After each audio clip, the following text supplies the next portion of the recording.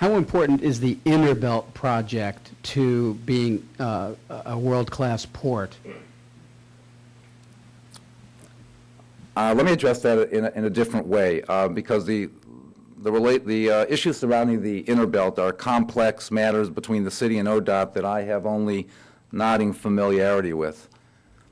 But the ability of a port to be an effective engine for economic development is not simply the creation of land, it's encouraging people to build operations on that land for generating economic activity. And since it's a transportation hub, simply access to water doesn't do it.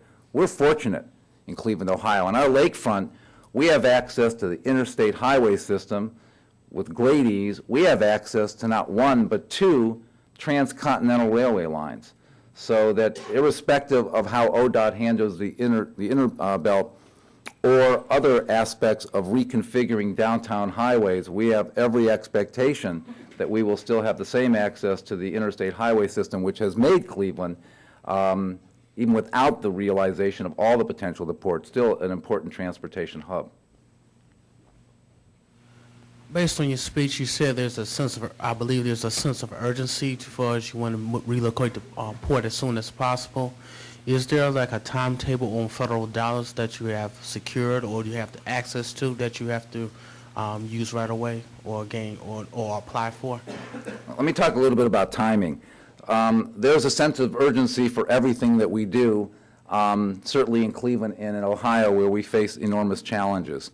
But the relocation of a port, as I said, is a protracted and complex challenge. It can't be done quickly as most of us would define quickly, but it certainly can be done on a time frame that's more accelerated than the creation of land simply through the natural dredging of the shipping channels.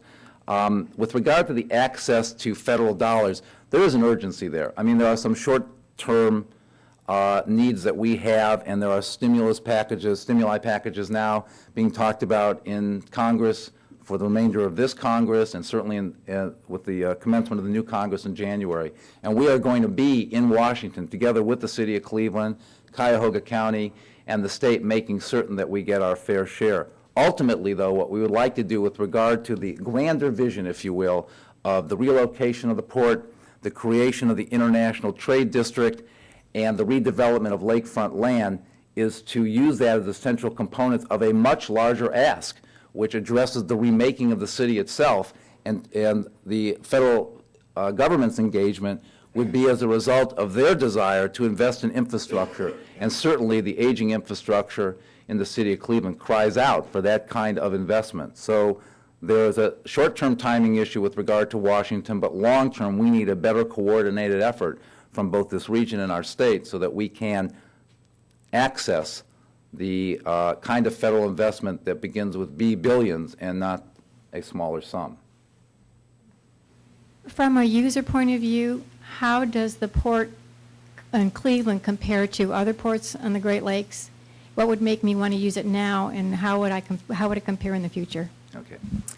There are a number of other ports on the Great Lakes. They have a variety of different functions and maritime operations, ranging from the transport of iron ore and raw materials, others to finished goods. What makes Cleveland compelling now, and will clearly make it compelling with a new port, is that we are near major population centers, and we have a multimodal hub here to access markets via rail and truck once goods come here, or as goods leave here, they come through those same rail and highway connections and access waterborne transportation.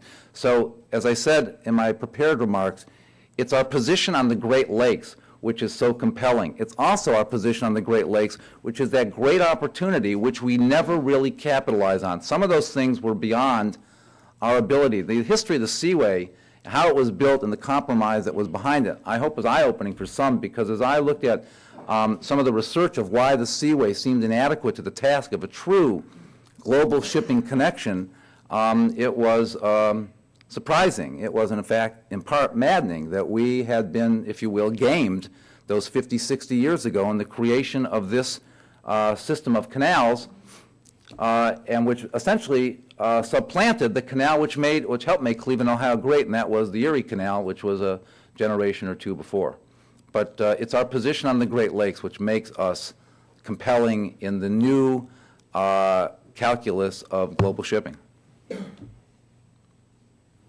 With respect to the international trade district that you talked about from 18 going east, I think you said, how far south do you anticipate that district to go? I mean, are there any renderings of what that district would look like? And two, how are you going to acquire that land? I know you said through public-private partnerships. Is there an actual budget of estimates as to how much this acquisition will actually cost? Thank you. First of all, I want to be clear. It's not anticipated today that the Port Authority would acquire all or any substantial portion of that land. We may and we may not, but we expect that if you build a port at 55th Street on the lake, that adjacent acreage becomes desirable and more valuable for private sector to invest so that they can bring their operations there, whether it's manufacturing, distribution, other elements in the economic supply chain, and access waterborne transportation and global markets. So a lot of that investment, the overwhelming amount of that investment, is likely to be private, or I don't know that we have validated what we're trying to do. But the port, in fact, may acquire some of the land within the district. Today, we do not have a specifically defined plan or budget to do so. These are all at the beginning of a planning cycle.